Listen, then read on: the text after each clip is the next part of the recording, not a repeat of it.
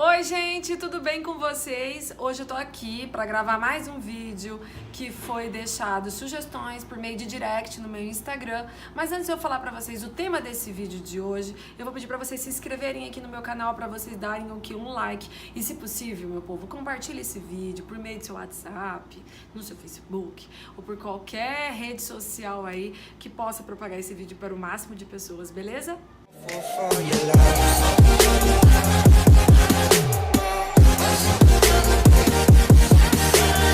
Gente, então, a pergunta que me fizeram, eu até fiz no decorrer da semana, alguns stories no meu Instagram, e a pergunta foi assim: doutora, compensa mais eu ter cliente que me pague fixo por mês ou ter clientes variáveis?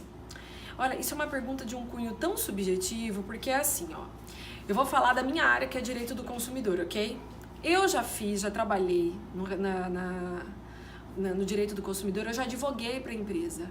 Eu já fiz muito, quando na época eu era cadastrada no Migalhas, eu fiz muito correspondente e eu fui fixa durante um ano e pouco para algumas empresas. Eu tinha umas 5 empresas a qual eu advogava sozinha para fazer audiência para todas elas. Algumas audiências, como não tinha como eu ir, eu terceirizava, pedi para outras pessoas irem em meu lugar, enfim, pagava para elas, eu fazia tudo isso. Só que na hora de colocar na ponta do lápis, como eu sempre falo, né, na ponta da caneta, eu comecei a perceber que os clientes variáveis que chegavam até o escritório, eles me davam um retorno maior. Como assim? Eu tinha pastas de 5 empresas. E essas 5 empresas, cada empresa específica, eu cuidava de X processos, tá? Vamos supor que a empresa 1 tinha 20 processos e por cada processo ela me pagasse R$100, vamos supor. E aí a outra empresa já não tinha 20 processos, ela tinha lá 5 e me pagava X reais, R$50. Eu tô dando só suposições, tá? Até porque eu não posso tratar nem de valores por aqui. E aí o que acontece? Chegou um momento, gente, que os clientes variáveis que chegavam aqui no escritório, eles correspondiam muitas vezes ao que eu ganhava por mês com os meus clientes fixos. E no direito do consumidor, é bem assim, ou você defende especificamente consumidor, especializa para apenas advogar para consumidor, ou você se foca, obviamente, em fornecedor. Chegou um momento que os meus clientes da área de consumo, eles me davam mais retorno do que os meus clientes fixos que eu tinha por mês, só para vocês terem uma ideia. E aí eu comecei a botar no papel o custo-benefício. Eu já dava aula, né, como eu continuo ainda até hoje, eu já dava aula. Eu já tinha uma interação maior com os meus clientes, com alunos, enfim. E aí eu comecei a pensar, a empresa me dava muita dor de cabeça. Porque por mais que você fazia o preventivo dela, muitas vezes, assim, o que divulgar, o que não divulgar, eu contratava mesmo do meu bolso publicitários para me dar um respaldo, às vezes professores de português para ver se a publicidade que a empresa X tinha lançado estava de acordo ou não estava. Que mais? Não, eu fazia uma avaliação dessa empresa antes dela soltar uma publicidade no mercado muito grande. E aí eu tinha muito mais trabalho com ela do que um cliente que era meu fixo, né? E, então, assim, a hora que eu fui colocar na ponta da caneta, na ponteira, eu comecei a perceber que os clientes variáveis, né, eu vou chamar de variável para facilitar, eles tinham muito mais retorno. E aí eu comecei a pensar, falar, cara, são 5 empresas que o combinado era todo mês, todo dia 30, por exemplo, eu mandava a planilha e eles me pagavam, e eles enrolavam 15 dias para me pagar. Às vezes eles me pagavam, por exemplo, uma audiência, por exemplo, vamos supor, a gente está hoje no mês de setembro. A audiência que eu fiz dia 1 de setembro, eles me pagavam no final de outubro. E aí eu comecei a achar um pouco sem vantagem, né? Porque o seguinte, pessoal, quando você começa a ficar um pouco irritado por conta do recebimento, já não compensa. Quando a gente fala de parceria, a gente fala de uma troca, né? Então eu faço algo para você, você me devolve e assim funciona. Então você fazer uma audiência no começo do mês e receber no final do outro mês, eu já não achei parceria, né? E eram empresas grandes, muito conhecidas no mercado, que eu resolvi abdicar até para eu poder viver um pouco melhor. Foi um ano assim de 2013, 14 até meados de 2015, a qual eu trabalhei muito. Eu fechei as empresas meados de 2015, porque eu falei assim, não, pra mim não dá mais. Eu presto para algumas consultorias, para alguns fornecedores, presto, tá? E eles me pagam por hora de trabalho.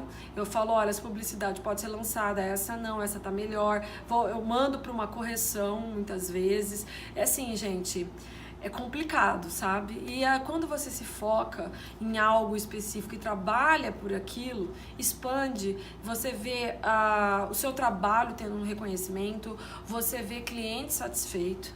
Eu fazia muito bem, modéstia à parte, tanto empregado como empregador. Empregador é ótimo, quanto fornecedor, quanto consumidor. Só que chega um momento que você tem que vestir a camisa de alguém. É a mesma coisa, é isso que eu queria dizer do empregador, quando o advogado trabalhista, ele resolve advogar para ambos os lados. É complicado você advogar para empresa e advogar para o trabalhador. É difícil você fazer isso, né? Eu, Camila, vejo que é muito complicado, porque você não veste a camisa de ninguém, você só quer, o dinheiro. E a partir do momento que você só visa isso, você não fideliza cliente. Então eu comecei há 4 anos atrás a ter esse entendimento, falar assim, pô, mas isso aqui eu não acredito. Então o que eu tô fazendo é um preventivo. O cliente não quer muitas vezes fazer o preventivo porque ele acha caro. Ou ele me contrata por um ato e às vezes para contratar por aquele ato ele achou muito caro, entende? Aí ele já não quer mais aquela fidelização. Sempre tem um rolo nesse sentido.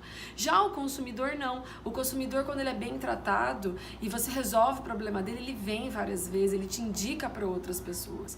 Então aqueles processos que eram fixos, se eu fosse colocar hoje numa balança, as ações de, por exemplo, 3 clientes me davam uma carteira aí, me davam correspondente a 20 processos de um determinado cliente, entendeu? Da área, sendo fornecedor. E advogando para a empresa, no caso, né? Fornecedor empresa. Então eu comecei a pensar, colocar na ponteira, e eu comecei a entender que eu advogo para consumidor mesmo, é o que eu gosto, é o que eu faço de melhor.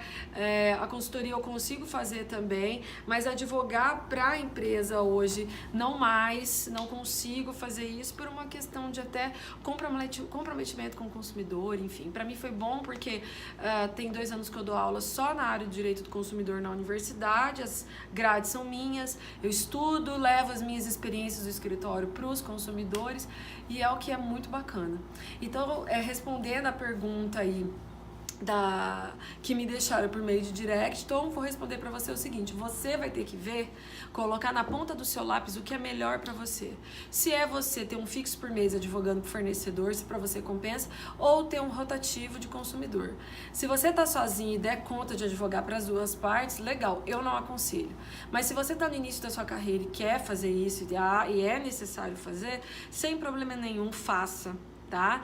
E a hora que você perceber que vai ser mais interessante um rotativo a um fixo, a hora que você começar a colocar no papel os seus gastos, aí você vai entender o tão bom que é advogar para consumidor. Mas tem gente que não gosta, tá? Tem gente que gosta mesmo de ficar com fornecedor.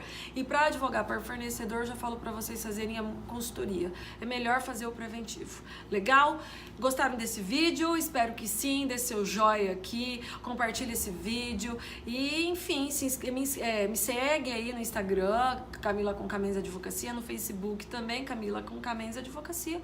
E até o próximo vídeo com outros assuntos importantes da área do direito. Beijo!